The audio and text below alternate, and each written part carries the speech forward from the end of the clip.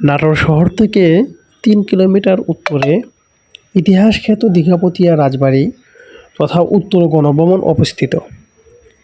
এর বয়স ৩০৩ বছর, তবু মাথা উঁচু করে কালের সাক্ষী হয়ে দাঁড়িয়ে আছে প্রাসাদটি। বিশালাকার এই জমিদার বাড়িতে আছে দিঘি, বাগান, ইটালিয়ান গার্ডেন, চিড়িয়াখানা, আরও কত কী। ভবনটি ৪১ একর জায়গা জুড়ে অবস্থিত। পুরো ভবনের চারপাশে উঁচু করে দেওয়াল ওঠানো। এটা হলো টিকিট কাউন্টার।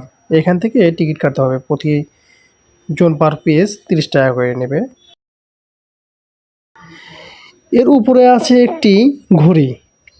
জানা যায় ঘড়িটি রাজা দয়ারাম সেই সময় ইংল্যান্ড থেকে এনেছিলেন। ঘড়ির পাশে আছে একটি বিরাট ঘণ্টা।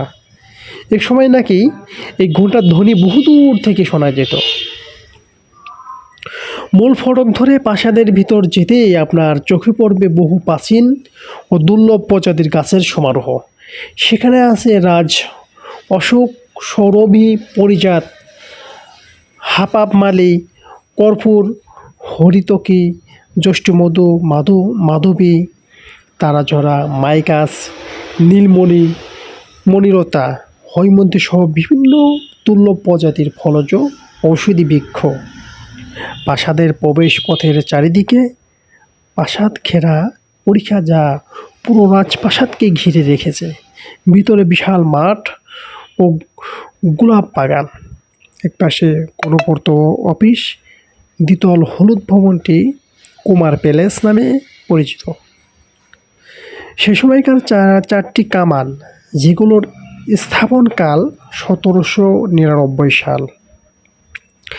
বিশাল রাজদরবার সংলগ্ন বাগানে জমিদার দয়ারামের একটি ভাস্কর্য দেখবেন। প্রাসাদের মধ্যে একটি মিলনায়তন ভবন সহ আছে আরও ২টি ভবন। গাড়ি পার্ক করার আছে আলাদা গ্যারেজ।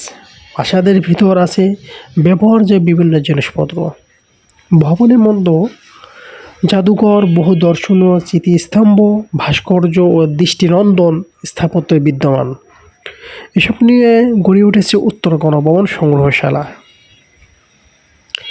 নাটোরের রানী ভবানী তার নায়েব দয়ারামের উপরে সন্তুষ্ট হয়ে দীঘাপতিয়া পরগনা উপহার দেন।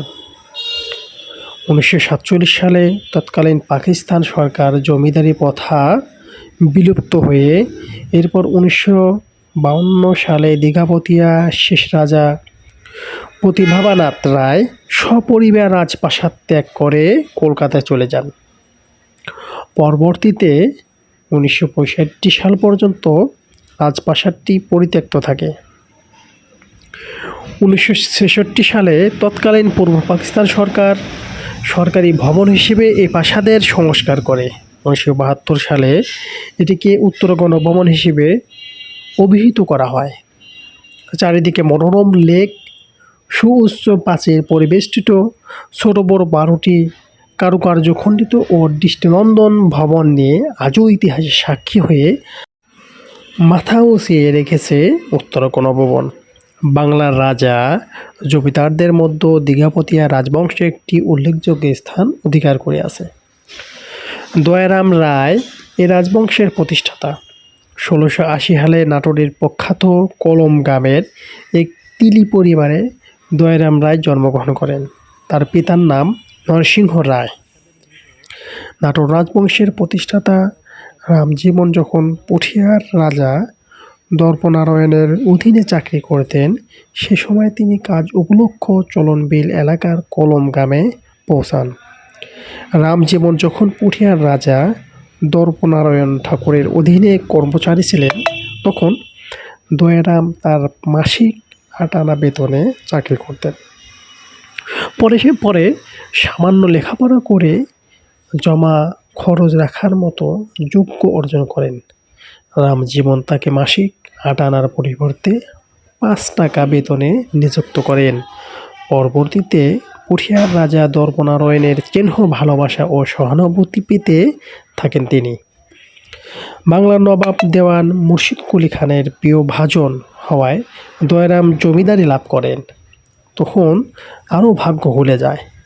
প্রথমে রাজা রামজীবনের একজন সাধারণ কর্মচারী থাকলেও প্রতিভা, দক্ষতা আর বিশ্বস্ততা দিয়ে নাটোর রাজের দেওয়ান পর্যন্ত হয়েছিলেন দয়ারাম। রাজা রামজীবন তাকে অত্যন্ত বিশ্বাস করতেন এবং প্রচুর অর্থ সম্পদ তার কাছে গচ্ছিত রাখতেন। রাজা সীতারাম রায়ের পতনের পর দয়ারাম রায় নাটোর রাজ্যের একটি পরাক্রমশালী ব্যক্তিত্বে পরিণত হন। যশোরের রাজা সীতারাম রায় বিদ্রোহী হলে নবাব মুর্শিদ কুলি খাঁ নাটোর রাজের দেওয়ান দয়ারামের সাহায্য তাকে দমন ও পরাজিত করে নাটোর কারাগারে বন্দী করে রাখেন।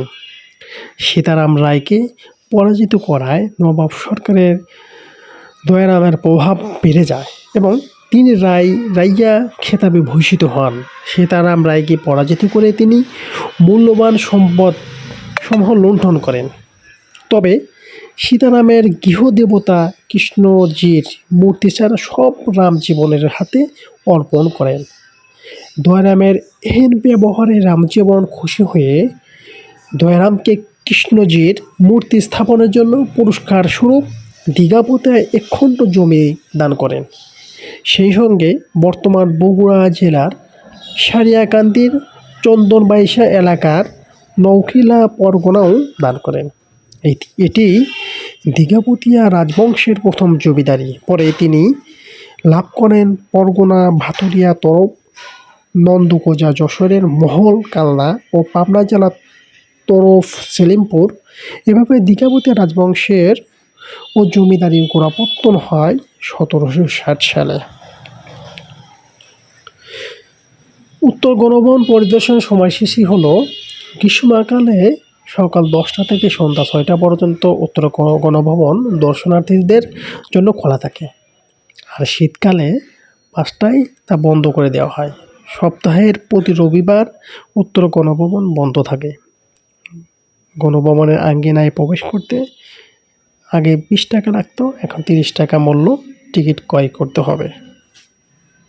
উত্তর গণভবনে যেভাবে যেতে হবে, ঢাকা থেকে নাটোরে যাওয়ার বেশ কিছু বাস সার্ভিস রয়েছে। এদের মধ্যে গ্রিন লাইন, হানিফ, দেশ, শ্যামলী এবং ন্যাশনাল পরিবহনে উল্লেখযোগ্য। এসব পরিবহনের বাসগুলো নিয়মিতভাবে ঢাকার কল্যাণপুর ও গাবতলী বাস স্ট্যান্ড থেকে নাটোরের উদ্দেশ্যে যাত্রা করে। বাস ভেদে জনপ্রতি টিকিটের মূল্য 600 থেকে 800 টাকার মতো লাগবে। নাটোর বাস স্টপ কিংবা রেল স্টেশন থেকে সিএনজি চালিত অটোরিকশায় উত্তর গণভবন যেতে 15 মিনিট লাগে। কোথায় থাকবেন ও খাবেন এ নিয়ে খুব টেনশনে আছেন? নাটোরে বেশ কিছু আবাসিক হোটেল ও বোর্ডিং রয়েছে। Hotel VIP, hotel Roksana single cabin 250 থেকে 300 টাকা, ডাবল কেবিন 500 থেকে 600 টাকা ভাড়ায় রাত যাপন করতে পারবেন। এছাড়াও বেশ কিছু বিভিন্ন মানের রেস্টুরেন্ট বা হোটেল আছে, সেখানে মাছ ও কাঁচাগোল্লার স্বাদ নিতে পারেন। যেমন খাবার হোটেলের মধ্যে প্রথম চুজ করতে পারেন হলো প্রচুর হোটেল, তার পাশে আছে বিসমিল্লাহ হোটেল, তার অপোজিটে আছে পোল্ট্রো হোটেল। ভ্রমণ হলো সাধারণ বাস্তবসম্মত জ্ঞান সঞ্চয়ের অন্যতম উৎস বা মাধ্যম। কোনো স্থান সম্পর্কে হাজারবার গল্প শোনার চেয়ে একবার নিজে ভ্রমণ করে দেখা ভালো। ভ্রমণ আমাদের সীমিত জ্ঞানকে অসীম আকাশে পৌঁছে দেওয়ার ক্ষমতা রাখে। ভ্রমণ পিপাসু সকল ব্যক্তিদের জন্য আমাদের আজকের এই উপস্থাপনা। যারা বিভিন্ন স্থানে ভ্রমণ করে থাকেন তাদের মন অনেক বড়। সবাই প্লিজ আমার এই পেজটি ফলো করবেন এবং আমার চ্যানেলের সাথে যুক্ত থাকবেন ইনশাআল্লাহ।